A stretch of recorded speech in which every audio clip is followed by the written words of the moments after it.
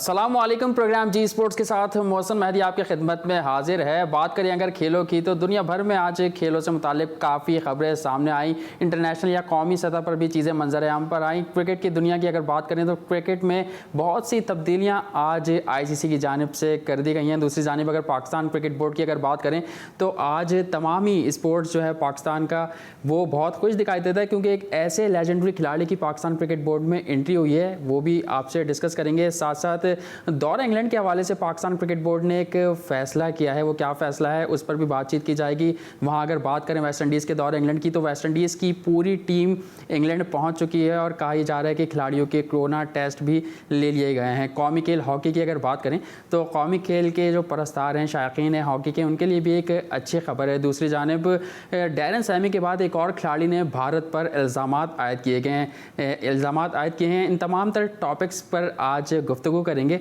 लेकिन सबसे पहले चलते हैं अपनी टॉप स्टोरीज की जानिब। पाकिस्तान क्रिकेट बोर्ड ने दौरा इंग्लैंड के लिए मुश्ताक अहमद को स्पिन बाउलिंग कोच और यूनुस खान को बैटिंग कोच मुकर्रर कर दिया। मेरे लिए अपने मुल्क की नुमाइंदगी से बढ़कर कुछ भी नहीं है। इंग्लैंड के एक मुश्किल दौरे के लिए एक बार फिर मुल्क की नुमाइंदगी का मौका मिलना मेरे लिए एजाज़ है। साबिक कप्तान यूनुस खान। ICC चेयरमैनशिप पाकिस्तान और भारत आमने सामने। ICC के चेयरमैन के ओहदे के लिए सौरव गंगुली और एहसान मानी मजबूत उम्मीदवार। ICC के नए चेयरमैन के इंतखाब का तरीक़ाकार कल टेली कॉन्फ्रेंस में तय होगा। PCB ने एशिया कप से मुतालिक श्रीलंकन बोर्ड को बड़ी पेशकश कर दी। एशिया कप 2020 की मेज़बानी का दोनों बोर्ड्स के दरमियान तबादला करने का इम्कान। कोरोना वायरस के पेश नज़र ICC ने कवानीन में बड़ी तब्दीलियां कर दी। थूक से गेंद चमकाने पर पाबंदी, मुतबादिल खिलाड़ी, न्यूट्रल एम्पायर की शर्त खत्म और DRS में इजाफा होगा। इंग्लैंड के खिलाफ 3 टेस्ट मैचेस के लिए वेस्ट इंडीज की क्रिकेट टीम खुसूसी तैयारे पर मैनचेस्टर पहुंच गई। टेस्ट सीरीज का आगाज 8 जुलाई से होगा। भारतीय बैट्समैन सचिन तेंदुलकर को 100वीं सेंचुरी स्कोर करने से कबल आउट करने पर मुझे और एम्पायर को जान से मारने की धमकियां दी गईं। इंग्लिश ऑलराउंडर टिम ब्रेस्टन का तहलका खेज इंकशाफ। पाकिस्तान हॉकी शायकीन के लिए बड़ी खुशखबरी।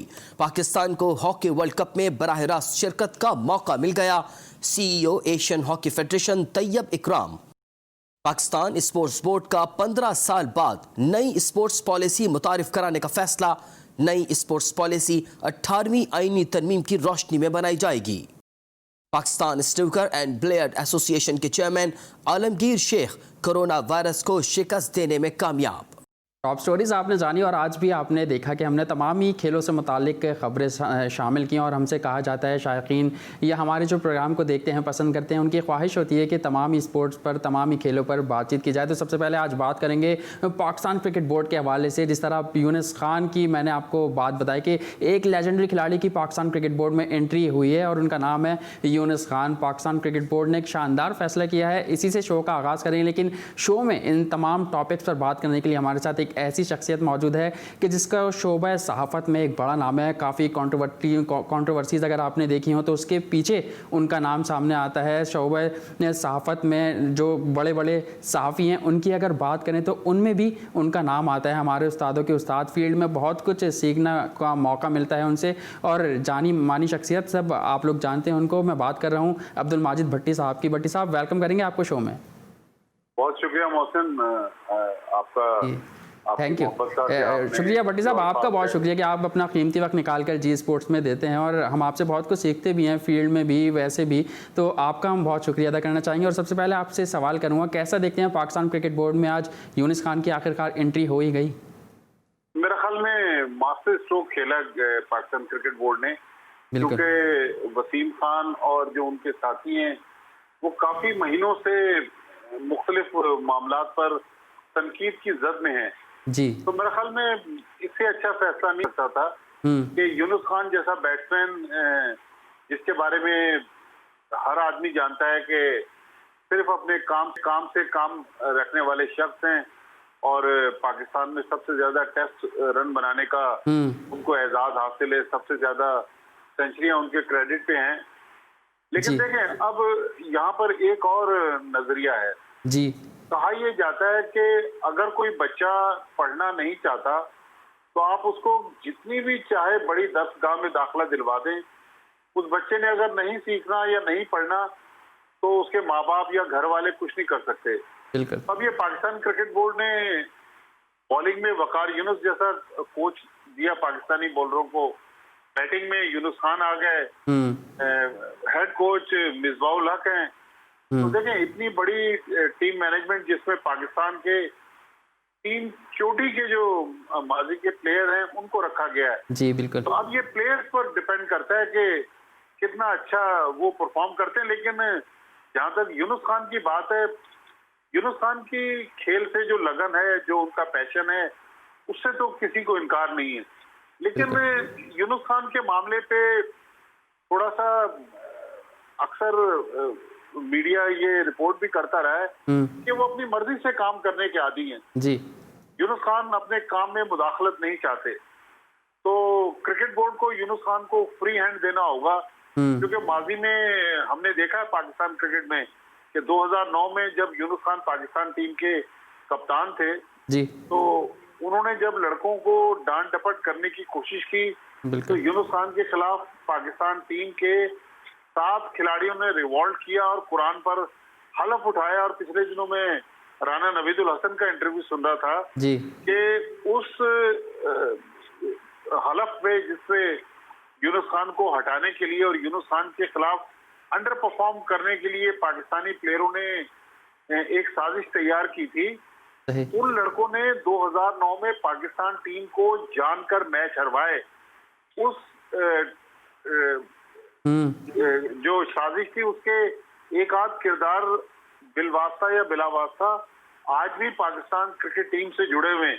तो यूनुस खान को वो जिस तरह हम अक्सर पढ़ते हैं ना कि हैंडल विद केयर, तो यूनुस खान को सोच समझ के बहुत एहतियात के साथ टीम मैनेजमेंट ने लेकर चलना होगा, मिसबाउल हक ने लेकर चलना होगा। क्योंकि जहां यूनुस खान के मिजाज के खिलाफ बात हुई तो यूनुस खान टीम छोड़कर जा भी सकते हैं।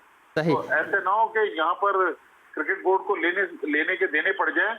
लेकिन मेरा ख्याल में एक दानिशमंदाना फैसला है जो पहले हो जाना चाहिए था। बल्कि अगर यूनुस खान राजी हैं, उनके पास टाइम है, तो यूनुस खान को अगर cricket board long term assignment offer कर दे, जूनियर टीम भी दे दे, सीनियर टीम के बैट्समैन भी दे दें, तो यूनुस खान एक ऐसा एसेट है जो पाकिस्तान क्रिकेट को बहुत फायदा पहुंचा सकते हैं। बिल्कुल बहुत फायदा पहुंचा सकते हैं। और आपने सही कहा कि बहुत से लोग ये बातें कर रहे हैं कि पाकिस्तान क्रिकेट बोर्ड को इस तरीके का स्टेप बहुत पहले लेना चाहिए था, लेकिन अब अगर लिया है तो अच्छी बात है। वही वाली बात के देर आए दुरुस्त आए। तो मैं ये भी पूछना चाहूँगा भट्टी साहब आपसे कि हमने पहले भी देखा पाकिस्तान क्रिकेट बोर्ड ने अंडर-19 की जिम्मेदारियाँ यूनुस खान को सौंपने की बातें की थी और बातचीत कहा जा रहा है मुकम्मल भी हो गई थी। लेकिन वही कि यूनुस खान आपने अभी जैसे कहा कि वो इख्तियारात मांगते हैं कि जिस तरीके से मैं काम करना चाहता हूँ उसी तरीके से मैं काम करूँगा। और हमने उनकी क्रिकेट करियर में भी देखा जिस तरीके से यूनुस खान खेलना चाहते थे उस तरीके से यूनुस खान ने खेला, जिस तरीके से यूनुस खान ने ज़िंदगी गुजारना चाहते थे उस तरह यूनुस खान ज़िंदगी गुजार रहे हैं। कहा यह जा रहा है कि अब नदीम खान का बहुत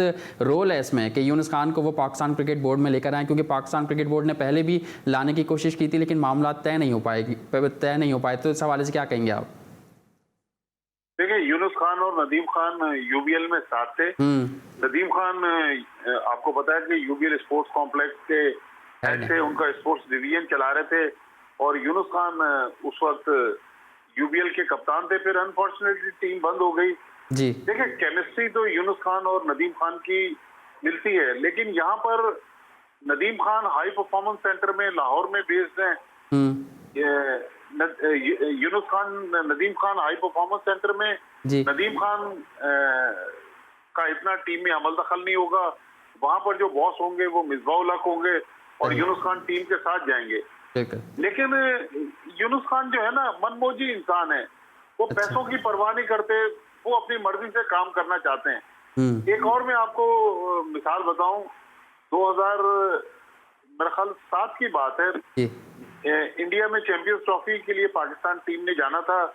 रमजान का महीना था। यूनुस खान किसी पीसीबी के छोटे मुलाजिम को क्रिकेट बोर्ड ने नौकरी से निकाला था, तो उसका मसला लेकर शहरियार खान साहब के पास यूनुस खान कजाफी स्टेडियम पहुंचे। अच्छा। तो शहरियार साहब किसी मीटिंग में थे, ऑस्ट्रेलियन हाई कमिश्नर आए हुए थे, तो उनकी पीए ने कहा कि आप बैठे और थोड़ी देर में चेयरमैन साहब कहते हैं मैं आपसे मिलता हूँ। तो सही। यूनुस खान इसी पर नाराज हो गए कि चेयरमैन ने मुझे इंतजार का कहा और यूनुस खान ने पाकिस्तान क्रिकेट टीम की कप्तानी छोड़ दी।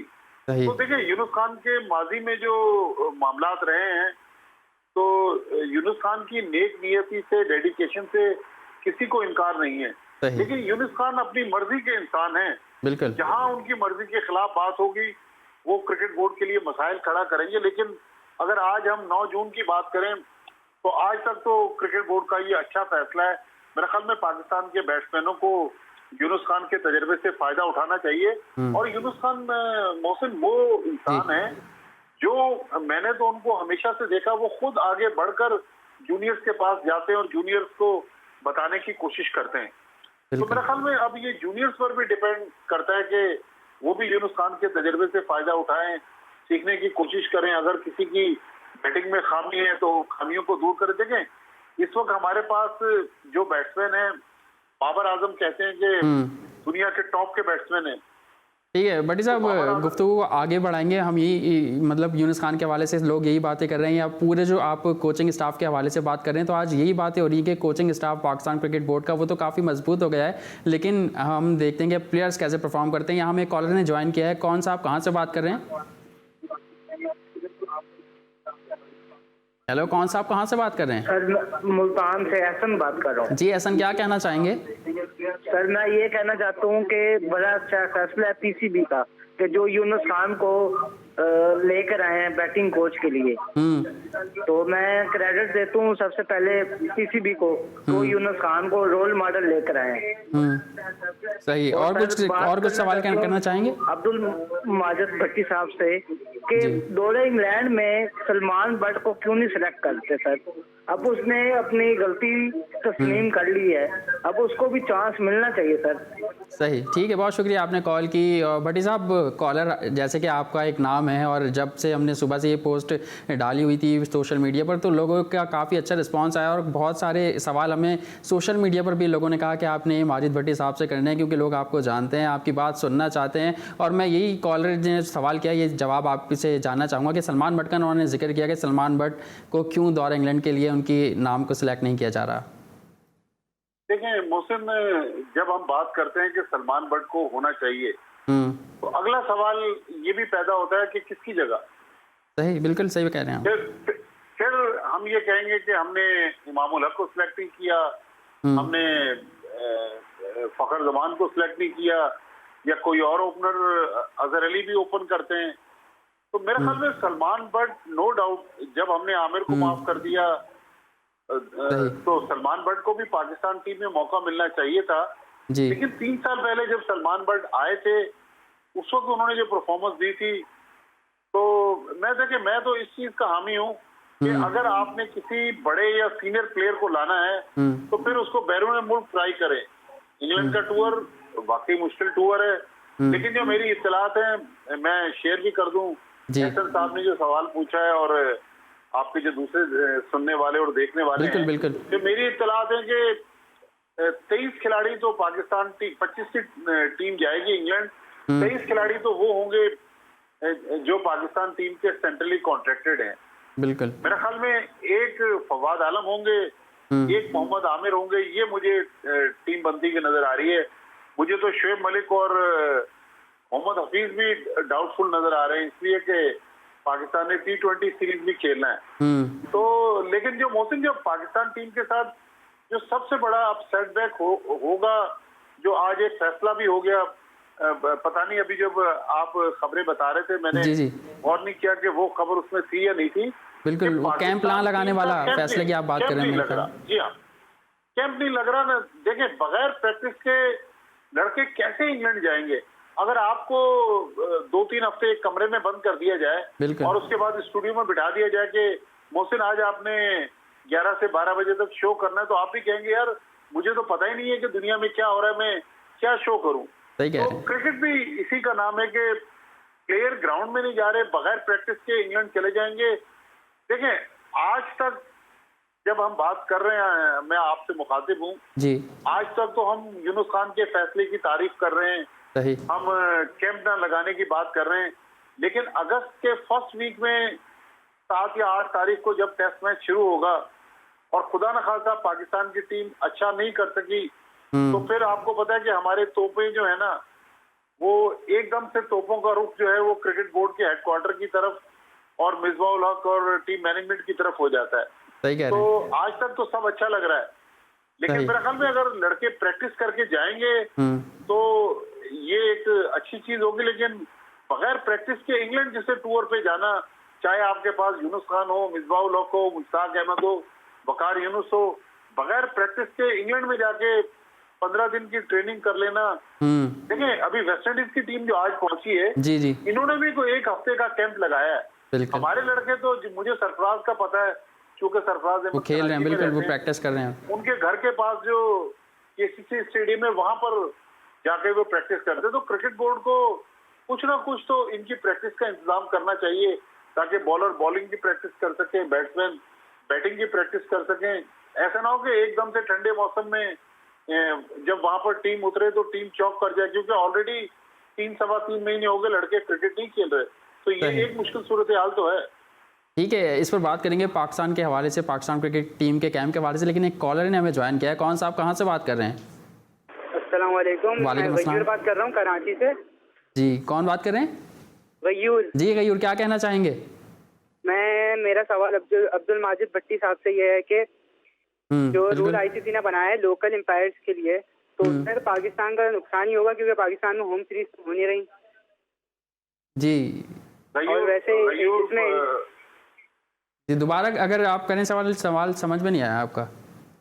आईसीसी ने जो रूल बनाया है लोकल एम्पायर्स के लिए, जी जी उसमें तो पाकिस्तान का नुकसान होगा, क्योंकि पाकिस्तान में होम सीरीज हो नहीं रही।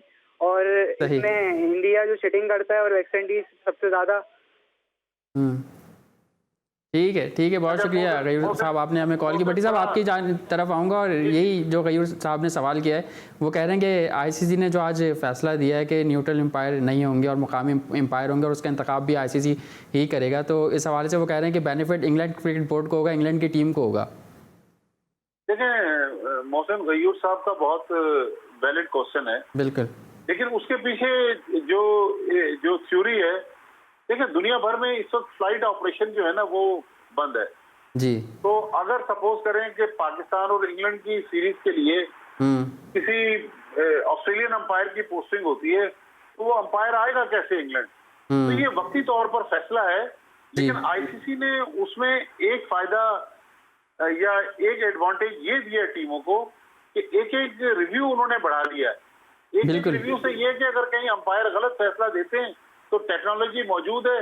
मेरे ख्याल में आजकल टेस्ट में 3 कर दिए रिव्यू और वनडे में 2 रिव्यू आईसीसी ने किए जी। T20 में तो मेरे ख्याल में उसकी बेसिक वजह ये है कि अंपायर इस वक्त दुनिया भर से ट्रेवल करने का मसला है। कि अब देखे ना, वकार यूनुस पीएसएल के बाद ऑस्ट्रेलिया गए थे, अभी तक वकार यूनुस नहीं आ पाए, बिल्कुल टीम को ज्वाइन नहीं कर पा रहे, वापस नहीं आ पा रहे। तो फ्लाइट का जो इशू है उसकी वजह से ये हुआ। सही, ठीक है भट्टी साहब हमारे साथ मौजूद ही रहिएगा। इस हवाले से काफ़ी डिस्कशन कर रहे हैं, और ब्रेक का वक्त हुआ, ब्रेक के बाद भी जब आएंगे तो दौरा इंग्लैंड के हवाले से और जो आईसीसी के हवाले से क्रिकेट के रूल्स में तब्दीलियां की गई हैं उस हवाले से भी बातचीत करेंगे। कहीं मत जाइए, देखते रहिए जी स्पोर्ट्स।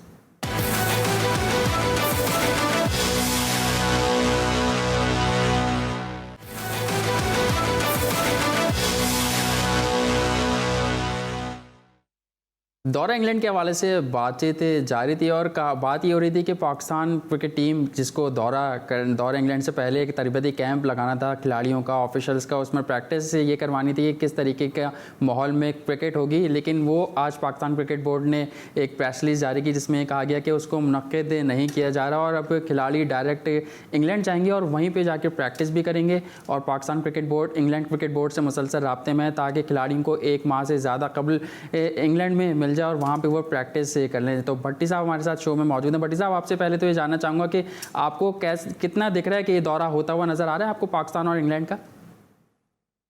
देखिए मोहसिन, जिस तरह कोरोना के मरीजों की तादाद बढ़ रही है ना पाकिस्तान में, पिछले 24 घंटे में जो आज सुबह जब हम सो के उठे और जो आदाद शुमार टीवी पर देखे, तकरीबन 105 लोग जो थे वो जाँ बहक हुए हैं, और तकरीबन कोई 4,800 या 4,900 के करीब कोरोना टेस्ट पॉजिटिव आए, और अब तो बड़ी बड़ी जो मुल्क की शख्सियात हैं, सियासतदान हैं, जो सहाफ़ी हैं, उनके भी नाम आ रहे हैं, उनके कोरोना टेस्ट पॉजिटिव हो रहे हैं। खुदा न खास्ता पाकिस्तान के अगर एक आध खिलाड़ी का टेस्ट पॉजिटिव आ गया ना, तो फिर ये सारा मामला गड़बड़ हो जाएगा। लेकिन इसीलिए मेरे ख्याल में क्रिकेट बोर्ड ने आज दो बातें की हैं। एक तो कैंप खत्म किया है, फिर पीसीबी हेडक्वार्टर भी कल से बंद किया है जी। ये इन्होंने बुध के दिन पीसीबी हेडक्वार्टर तकरीबन 3 महीने के बाद खोला था, लेकिन आज फिर ऐलान कर दिया कि कल से पीसीबी हेडक्वार्टर भी बंद रहेगा जी। तो देखें, हालात तो हमारे मुल्क के खराब है, लेकिन अल्लाह करे कि पाकिस्तान टीम टूर करे और खैर खैरियत से ये दौरा खत्म और पाकिस्तान टीम जीत कर आए। बिल्कुल। और हमने ये भी देखा कि पाकिस्तान क्रिकेट बोर्ड की जो प्रेस लिस्ट थी उसमें हुकूमत के हवाले से बात कही गई थी कि हुकूमत ने जो है खेलों की सरगर्मियां तमाम मुल्क में ही बंद की हुई हैं, इसी वजह से हम कैंप नहीं लगा रहे। कल हमारे साथ पाकिस्तान क्रिकेट बोर्ड के साबिक सरबराह खालिद महमूद साहब मौजूद थे। जब मैंने उनसे सवाल किया तो उन्होंने क्या बात कही थी वो आपको सुनवाते हैं। जी, मैं तो इंग्लिस्तान से सीधी बात करता कि देखिए, आप सिक्योरिटी के नाम पे हमारे मुल्क का दौरा नहीं कर रहे और बड़े अरसे से नहीं कर रहे, तो अब आपके मुल्क की हालात बड़े मखदूश हैं। वहाँ कोरोना की वबा खासी फैली हुई है, हमारी टीम को भी ख़तरा है, खिलाड़ियों को ख़तरा है, जो और लोग जाएंगे सब ख़तरे में हैं। तो अगर हम आपकी खातर इतना बड़ा ख़तरा मोल लेते हैं तो आप बताइए, आप उसके जवाब में हमारी खातर भी कोई ख़तरा मोल लेंगे कि नहीं? अगर उसका जवाब हाँ में होता तो मैं टीम भेजता, अगर उसका होता कि नहीं जी हम देखेंगे सोचेंगे, तो फिर मेरा जवाब भी होता कि ठीक है हम भी सोचेंगे।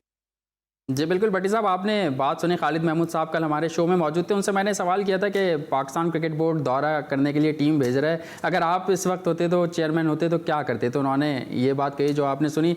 आप इस हवाले से क्या कहेंगे? अभी तक हमने पाकिस्तान क्रिकेट बोर्ड की जानिब से ये बातें नहीं सुनी कि उन्होंने कुछ दौरे की ज़मानत मांगी है कि अगर पाकिस्तान क्रिकेट टीम इस मुश्किल हालात में आपका दौरा करती है तो क्या जवाब में आप भी पाकिस्तान क्रिकेट टीम या पाकिस्तान का दौरा करेंगे? आप इस हवाले से क्या कहना चाहेंगे? देखिए मोहसिन, बिल्कुल खालिद साहब ने सही बात की है। मैं भी अगर खालिद साहब की जगह होता या एहसान मानी या वसीम खान की जगह होता तो मैंने भी यही कहना था। लेकिन बात चीजें जो होती है ना, कई दफा हम ये समझ रहे होते हैं कि उन्होंने मीडिया को नहीं बताया। हो सकता है कि अंदरूने खाना को ये बात चली हो, उन्होंने मीडिया को बताना बेहतर ना समझाओ, ये भी हो सकता है। लेकिन गिव एंड टेक का देखें जमाना है। बिल्कुल पाकिस्तान अपने प्लेयर्स को भेज रहा है, खतरे में इंग्लैंड भेज रहा है टेस्ट सीरीज खेलने के लिए, तो पाकिस्तान को अपनी डिमांड को जरूर सामने रखना चाहिए। क्योंकि माजी में इंग्लैंड ने जो पाकिस्तान के साथ सुलूक किया है, तो अब पहली बार इंग्लैंड जो है वो बैकफुट पे आया है। और ये कम रकम नहीं है इंग्लैंड की। अगर ये पाकिस्तान और वेस्ट इंडीज की 2 टेस्ट सीरीज नहीं होती तो तकरीबन 380 मिलियन पाउंड का नुकसान इंग्लिश क्रिकेट बोर्ड को होगा और वो बैंकरप्ट हो सकता है। तो जब पाकिस्तान उनके रेस्क्यू के लिए आ रहा है तो मेरे ख्याल में उनको भी चाहिए कि पाकिस्तान को एडवांस में कमिटमेंट दें कि 2022 में जब इंग्लैंड की टीम पाकिस्तान आएगी तो अभी से वो हामी रिटर्न में पाकिस्तान को इस बात की जमानत दें कि वो पाकिस्तान अपनी टीम को भेजेंगे। सही। अच्छा भट्टी साहब, अगर दौरे इंग्लैंड की बात हो रही है, इंग्लैंड में और आप हमारे साथ मौजूद हैं, तो आपने 99 का वर्ल्ड कप भी कवर किया जो इंग्लैंड में हुआ था, और उसके अलावा 2010 में आप भी इंग्लैंड में मौजूद थे जब कंट्रोवर्सीज सामने आई। हमने देखा कि दौरे इंग्लैंड में कंट्रोवर्सीज ज़्यादा सामने आती हैं, और अभी एक कॉलर ने भी सलमान भट्ट का जिक्र किया। तो आप समझते हैं कि पाकिस्तान क्रिकेट बोर्ड को, क्योंकि बेशतर खिलाड़ी ऐसे हैं कि नए हैं जो इस कौमी टीम के साथ इंग्लैंड का दौरा करेंगे, तो आपको लगता है कि लेक्चर्स वगैरह भी दिए जा रहे होंगे खिलाड़ियों को? मोहसिन, अभी तो कहीं खिलाड़ी जमा ही नहीं हो पा रहे ना, तो लेक्चर कहाँ देंगे? अभी तो देखें, नेशनल क्रिकेट एकेडमी बंद पड़ी हुई है, पीसीबी हेडक्वार्टर बंद पड़ा हुआ है, मिलकर प्रैक्टिस नहीं कर रहे। लेकिन मेरे ख्याल में जो मैनेजर का रोल होगा ना इंग्लैंड के टूर में, वो बहुत इंपॉर्टेंट होगा कि कौन मैनेजर जाता है, प्लेयर्स को किस तरह कंट्रोल करता है। मीडिया का जो इंटरेक्शन है वो बहुत इम्पोर्टेंट है। लेकिन बात आपने बहुत अच्छी बात कही है कि माजी में पाकिस्तान टीम के दौरा इंग्लैंड को हमेशा कंट्रोवर्सीज के हवाले से देखा गया है जी। तो यकीनी तौर पर क्रिकेट बोर्ड को अगर बैठ के लेक्चर नहीं दे सकता तो आजकल तो वीडियो लिंक का जमाना है, ऑनलाइन लेक्चर देकर उनको समझाएंगे। यूनुस खान की प्रेस कॉन्फ्रेंस भी करवा रहे हैं वो वीडियो लिंक के जरिए। यूनुस खान की भी प्रेस कॉन्फ्रेंस करवा रहे हैं और मुश्ताक अहमद की भी प्रेस कॉन्फ्रेंस करवाई जा रही है। तो देखिए हाईटेक दौर है, बता सकते हैं, लेकिन इसमें केयरफुल होने की जरूरत है इंग्लैंड के दौरे में। बिल्कुल केयरफुल होने की ज़रूरत है इंग्लैंड के दौरे पर। यूनुस खान की एक भी बात निकली, कहा यह जा रहा है कि यूनुस खान का जो ये दौरा है इसमें पाकिस्तान टीम के साथ रहेंगे, लेकिन आपके पास क्या दिलाते हैं, फिर आगे भी यूनुस खान को कंटिन्यू करेगा पाकिस्तान क्रिकेट बोर्ड? मेरे ख्याल में अब यूनुस खान, जैसे मैं पहले कह रहा था कि यूनुस खान अपनी मर्जी से काम करते हैं। अब ये 2-3 महीने जो टीम के साथ गुजारेंगे, यूनुस खान के मतलब कि अगर हर चीज रही तो हो सकता है कि वो आगे भी कबूल कर लें। देखें, अभी पाकिस्तान ने टेस्ट सीरीज के लिए यूनुस खान को रखा है, और इस इंग्लैंड की सीरीज के बाद जो नेक्स्ट पाकिस्तान की टेस्ट सीरीज है वो गालिबन दिसंबर या जनवरी में है न्यूजीलैंड में जी। तो ये जो 4-5 महीने का गैप है, मेरे ख्याल में अगर Yunus Khan long term contract के लिए तैयार हो जाते हैं तो यूनुस खान को पाकिस्तान क्रिकेट बोर्ड और भी जगहों पर यूज कर सकता है। बल्कि यूनुस खान जितने अच्छे फील्डर रहे हैं तो पाकिस्तान यूनुस को डबल जिम्मेदारी दे सकता है। उनको बैटिंग कोच भी रखे, उनको फील्डिंग कोच भी रखे। तो अगर यूनुस खान ज्यादा पैसे मांगते हैं तो जिस तरह मिसबाह उल हक को आपने 2 चीफ सिलेक्टर और हेड कोच के पैसे दिए हुए, इस तरह यूनुस खान को ज्यादा पैसे देकर उनसे भी 2 काम लिए जा सकते हैं। बिल्कुल। अच्छा बड़ी साहब, आपने मिसबाह उल हक की भी बात की, यूनुस खान की भी बात की, तो एक सवाल ये भी करना चाहूँगा कि मिसबाह उल हक के हवाले से अब ये बातें हो रही हैं कि वो बैटिंग कोच के हवाले से बिल्कुल फेल हो चुके हैं, जिसके बायस पाकिस्तान क्रिकेट बोर्ड या नदीम खान या CEO ने ये फैसला किया कि बैटिंग के लिए, क्योंकि हमारी बॉलिंग तो वैसे स्ट्रॉन्ग है और हमने देखा कि यंग टैलेंट हमें बॉलिंग में मिला, शाहीन शाह अफरीदी की सूरत में, नसीम शाह की सूरत में, मोहम्मद हसनैन की सूरत में। अगर हमारा कोई शोबा कमज़ोर है तो वो बैटिंग है। तो आप ये नहीं समझते कि मिसबाह उल हक के फेलियर के बायस बैटिंग कोच यूनुस खान को दिया गया है?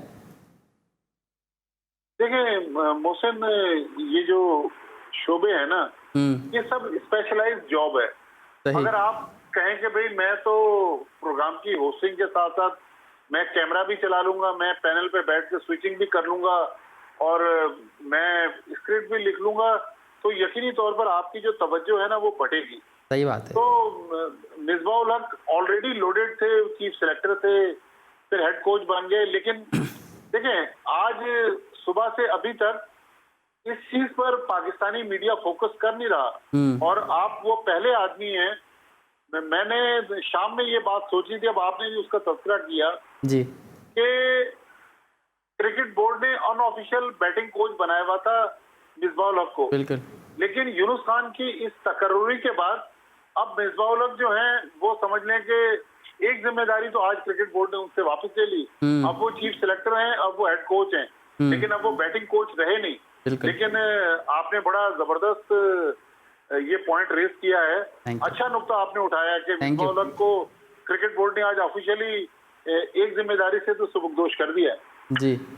ठीक है। अच्छा बड़ी साहब, यूनुस खान के हवाले से बात हुई और अब हम थोड़ी सी बात अगर आपसे करना चाहें, आज खबरें सामने आ रही हैं एशिया कप के हवाले से। पाकिस्तान क्रिकेट बोर्ड ने कोई श्रीलंका को पेशकश की है एशिया कप के हवाले से कि आप इस बार मेज़बानी कर लें, अगले साल हम मेज़बानी कर लें। तो हमारे नाज़रीन को अगर आप इस हवाले से कुछ बताना चाहें।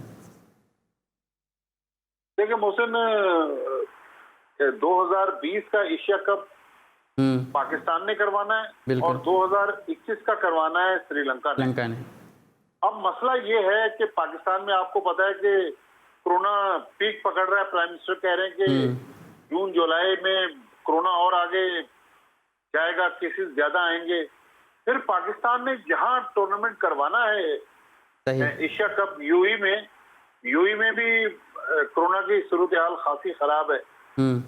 इसका अगर कंपैरिजन आप करें श्रीलंका के साथ, तो श्रीलंका में मेरे ख्याल में हार्डली कोई 18-20 केसेस कोरोना के सामने आए।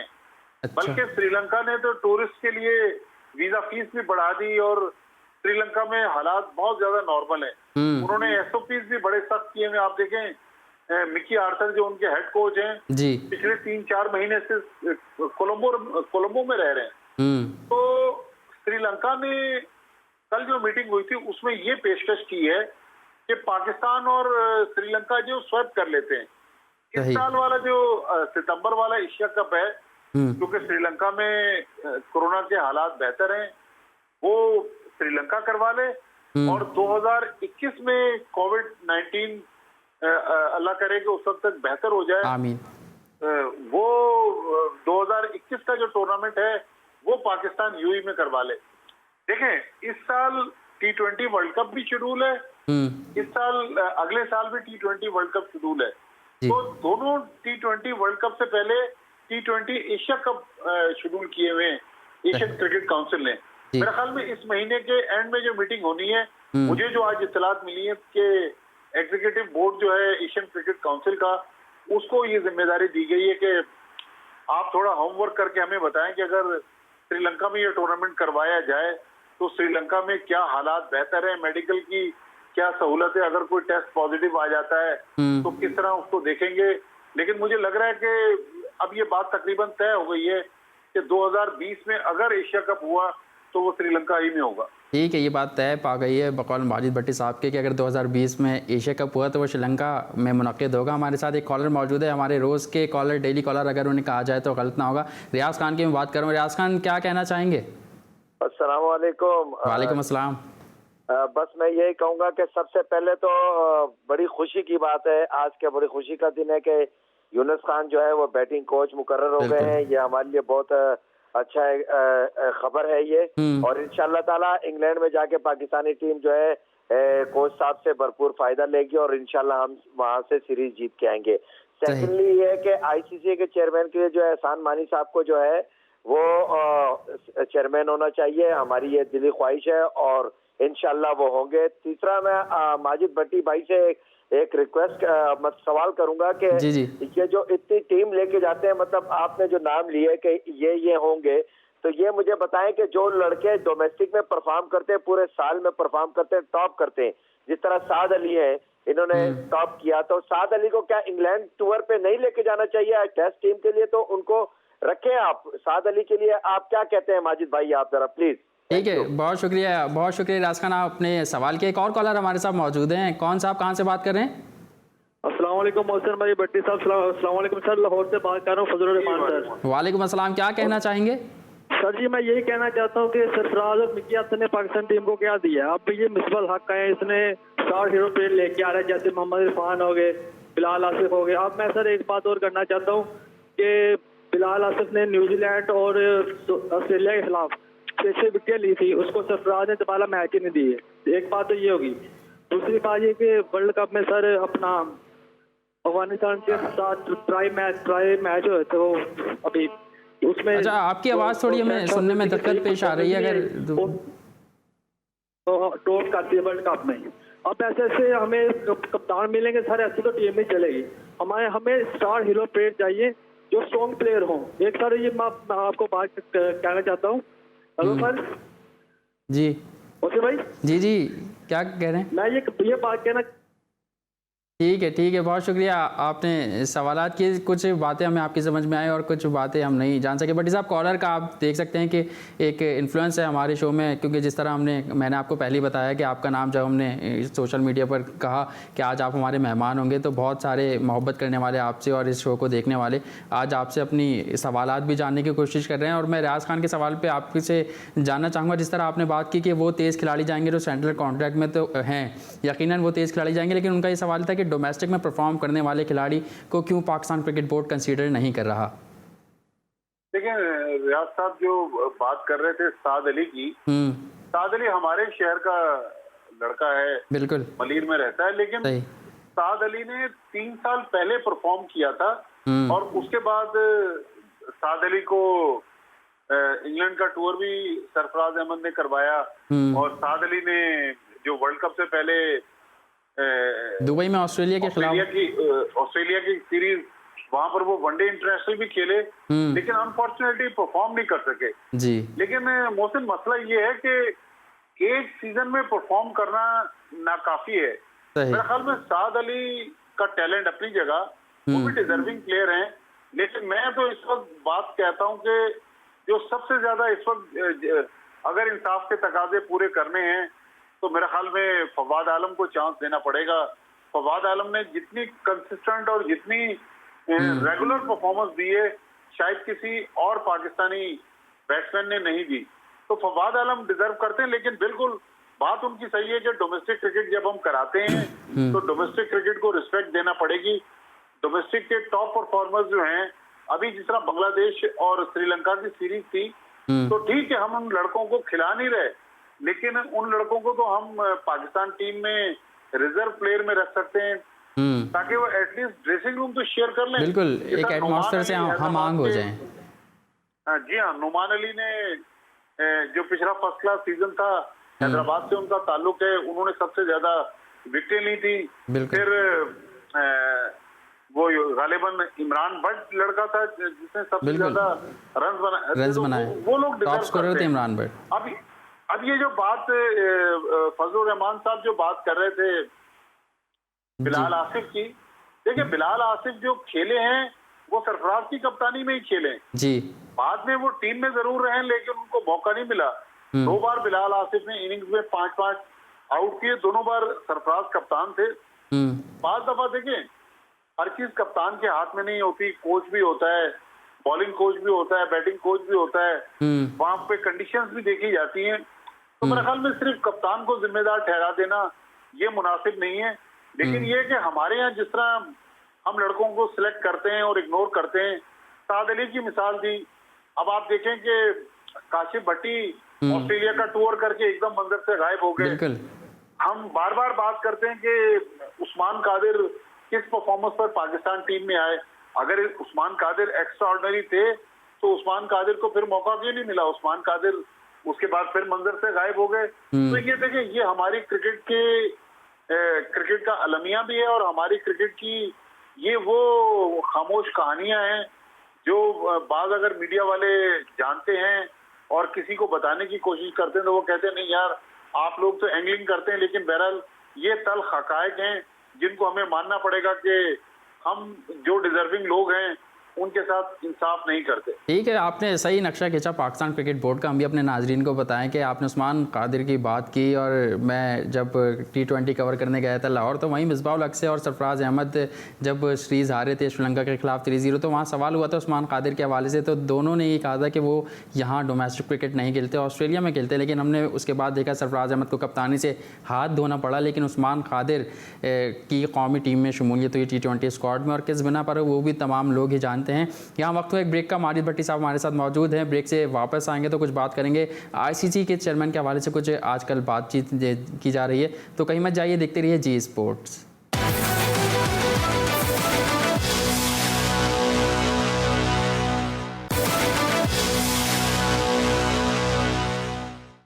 Welcome back. कुछ बात करेंगे ICC चेयरमैनशिप के हवाले से। कहा ही जा रहा है कि ICC चेयरमैनशिप के हवाले से पाकिस्तान और भारत आमने सामने हैं। भारत की अगर बात की जाए तो सौरव गंगोली का नाम वहां से आ रहा है, लेकिन कुछ पाकिस्तान में ये खबरें भी गर्दिश कर रही हैं कि ICC के हवाले से, चेयरमैनशिप के हवाले से पाकिस्तान क्रिकेट बोर्ड के मौजूदा चेयरमैन एहसान मानी का नाम सामने आ रहा है। इस हवाले से मारिद भट्टी साहब हमारे साथ मौजूद हैं, उनकी तरफ ये सवाल लेकर जाऊँगा। मारिद भट्टी साहब, क्या वाकई ऐसा है कि पाकिस्तान के जो चेयरमैन है मौजूदा एहसान मानी, उनका नाम सामने आ रहा है एशियन चेयरमैन के लिए? जी हाँ मोहसिन, जो तकरीबन 1 वीक पहले जो मीटिंग हुई थी वीडियो लिंक पर जी, उसमें जो सबसे बड़ा इशू आया था, एक तो ये उन्होंने कहा कि जितने सीक्रेट डॉक्यूमेंट्स हैं ICC मीटिंग के वो लीक हो जाते हैं जी। तो उसी मीटिंग में एहसान मानी साहब का नाम प्रपोज हुआ था।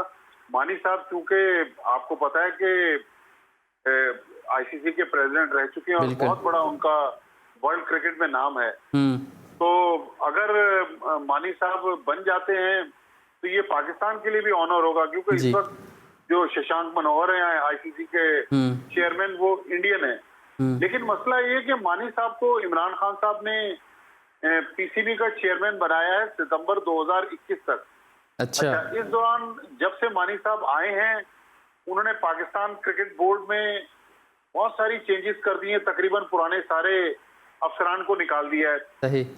फिर पाकिस्तान टीम मैनेजमेंट में उन्होंने मैसिव चेंज किए, सरफराज को हटा दिया, मिसबाह-उल हक को ले आए, मिकी आर्थर को हटा दिया, यूनुस खान आज आ गए, वकार यूनुस आ गए, वहां भी उन्होंने चेंजेस किए। उधर डोमेस्टिक क्रिकेट जो है उसका भी सफाया हो गया है। सही। तो मेरे ख्याल में मानी साहब अगर चले जाते हैं ICC में, पाकिस्तान के लिए तो ऑनर है, लेकिन ये जो मानी साहब के प्रोजेक्ट्स, जो मामलात यहाँ पर रुके हुए वो बीच में रह जाएंगे। फिर वसीम खान साहब के लिए जरा सिचुएशन मुश्किल हो जाएगी, क्योंकि साहब वसीम अभी खान कुछ साहब, खबरें ये भी चल रही थी कि इख्तलाफात हैं एहसान मानी में और वसीम खान में, ऐसी कुछ अपडेट है आपके पास? देखिए मौसम अगर इख्तलाफात होते तो मानी साहब चूंकि बॉस हैं, वो तो 1 मिनट में उनको हटा देते। मानी साहब ही तो वसीम खान को लेकर आए। हमारे यहाँ मीडिया बाज ऐसी चीजें स्पेकुलेट करता है जो कभी आप कॉमन सेंस भी अगर यूज करें, देखें अगर आप अपने बॉस से नाराजगी मोड़ लेंगे तो बॉस के तो बाएं हाथ का खेल है ना कि आपको हटा के किसी और को ला के बिठा देंगे, तो मेरे ख्याल में पॉसिबल नहीं है। बिल्कुल ठीक है। अच्छा, आपने मीडिया की बात करी तो मैं आपसे ये जानना चाहूँगा कि इंडियन मीडिया सौरभ गंगोली का नाम ले रहा है इस हवाले से कि सौरभ गंगोली मजबूत उम्मीदवार हैं आईसीसी चेयरमैनशिप के। यकीनी तौर पर देखें, इंडिया तो चाहेगा कि हमारा नुमाइंदा जो है वो आईसीसी में आए, लेकिन गंगोली क्रिकेटर रहे हैं, उनको एडमिनिस्ट्रेशन का इतना तजर्बा नहीं है जो मानी साहब का इंटरनेशनली एक नाम है। लेकिन मानी साहब और गंगोली के दरमियान जो एक और नाम है जो आईसीसी की चेयरमैनशिप के लिए है, वो ईसीबी के चेयरमैन जो हैं, तो मेरे ख्याल में सख्त मुकाबला होगा।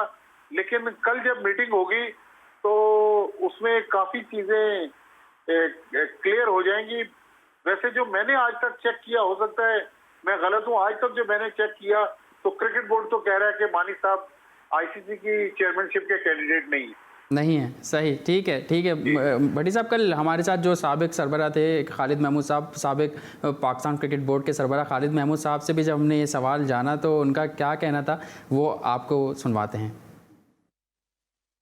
देखिए, गंगोली का आना मेरे ख्याल में कोई मुनासिब फैसला नहीं होगा आईसीसी के लिए भी और ख़ुद पाकिस्तान क्रिकेट के लिए। वजह उसकी ये है कि वो बारी बारी चेयरमैन बनते हैं। इससे पहले इस वक्त भी हिंदुस्तान के एक हिंदुस्तानी ही चेयरमैन है आईसीसी के, तो अब फिर दोबारा उनको लाया जाना, क्या आईसीसी हिंदुस्तानी के बगैर बिल्कुल कुछ काम नहीं कर सकती? मुझे तो इसकी कोई समझ नहीं आती। एक अच्छी रवायत है कि बारी बारी मुख्तलिफ मुल्कों से चेयरमैन लिया जाता था, एक रोटेशन सिस्टम था, और मेरे ख्याल में इस वक्त उस रोटेशन के लिहाज से और उस उसूल के लिहाज से और उस रवायत के हिसाब से जनूबी अफ्रीका की बारी बनती है। तो इसलिए अगर हिंदुस्तान भरपूर कोशिश करेगा, अगर उनका क्रिकेट बोर्ड भी ये चाहेगा तो ये इम्कान पैदा हो सकता है कि गंगोली जो है वो आईसीसी के सरबराह बन जाए, लेकिन ये एक गलत रवायत होगी, गलत असूल होगा, इसको हरगिज नहीं होना चाहिए। जी हाँ, आपने खालिद महमूद साहब की बात सुनी और उनका यही कहना था कि क्या कहते हैं सौरभ गंगोली मजबूत उम्मीदवार होंगे। भट्टी साहब, आप क्या कहेंगे इस हवाले से? अच्छा, मेरे ख्याल में खालिद साहब हमारे बड़े मोहतरम हैं और कल के शो में काफ़ी गरजे बरसे और ग्राउंड के चारों तरफ जैसे हमने देखा एक बैट्समैन छक्के और चौके लगाते उस तरीके की उन्होंने बात की। बड़ी बात है कि इस उम्र में चौके छक्के लगा रहे हैं, लेकिन खालिद साहब रोटेशन की जो बात कर रहे हैं ना मोहसिन, रोटेशन उस वक्त होती थी जब आईसीसी में प्रेसिडेंट का ओहदा था। अब आईसीसी का कानून चेंज हो गया, अब वहाँ चेयरमैन का ओहदा आ गया है, तो अब रोटेशन की पॉलिसी नहीं रही। ये शशांक मनोहर दूसरी टर्म के लिए चेयरमैन बने आईसीसी के, तो वो मेरे ख्याल में वहां पर वोटिंग होती है। वोटिंग में जिसको जितने वोट मिल जाए, जो सबसे ज्यादा वोट लेता है वो आईसीसी का चेयरमैन बन जाता है। ठीक है भट्टी साहब, आपने तो क्लियर कर दिया हमारे नाजरीन को हमें कि रोटेशन की जो पॉलिसी है वो अब नहीं रही है, और ये वाकई एक ऐसा पॉइंट था जिसको क्लियर करना काफ़ी ज़रूरी था। मैं आपसे बात करना चाहूँगा, सौरभ गंगोली का भी नाम आ रहा है, लेकिन वो अभी कंफर्म नहीं हुआ कि वो आईसीसी की चेयरमैनशिप के ओहदे पर आएंगे या नहीं आएंगे। लेकिन बहुत एक पाकिस्तानी साबिक खिलाड़ी हैं, दानिश कनीर की बात कर रहा हूँ, लेग स्पिनर, उन्होंने उनसे उम्मीदें लगा रही हैं। उन्होंने कहा है कि अगर सौरभ गंगोली इस ओहदे पर फायज़ होते हैं तो मैं उनसे उनके मौजूदगी का फ़ायदा उठाते हुए अपने लिए इंसाफ मांगूंगा। इस हवाले से आप क्या कहेंगे? दानिश कनेरिया को शर्म करनी चाहिए। जिस मुल्क ने उनको 62 टेस्ट मैच खिलाए, मैं दानिश कनेरिया को उस वक्त से जानता हूं जब वो सदर में रहते थे, साइकिल पर मेरे पास प्रेस रिलीजें लेकर आते थे। आज वो जब पड़ोसी मुल्क की बातें करते हैं ना, तो मुझे दुख होता है कि एक वो लड़का, ठीक है हमारे मुल्क में हर मजहब के लोग रहते हैं, यहाँ हिंदू भी बसते हैं, क्रिश्चियन भी बसते हैं, सिख भी हैं, लेकिन हमारे मुल्क में वो चीजें नहीं है जो हम अपने पड़ोसी मुल्क में देख रहे हैं। तो दानिश कनेरिया को बजाय पाकिस्तान से शिकवा करने के इंग्लिश क्रिकेट बोर्ड से शिकवा करें। लेकिन सबसे जो बड़ा सवाल है जो दानिश कनेरिया से अगर कोई पूछ सके कि उन्होंने जो अल जजीरा टीवी को इंटरव्यू दिया था, वो इंटरव्यू किया था, वो तो पाकिस्तान ने तो नहीं कहा था। आप गलत काम खुद करें और अपने मुल्क को बदनाम करें, मेरे ख्याल में ये शर्मनाक बात है।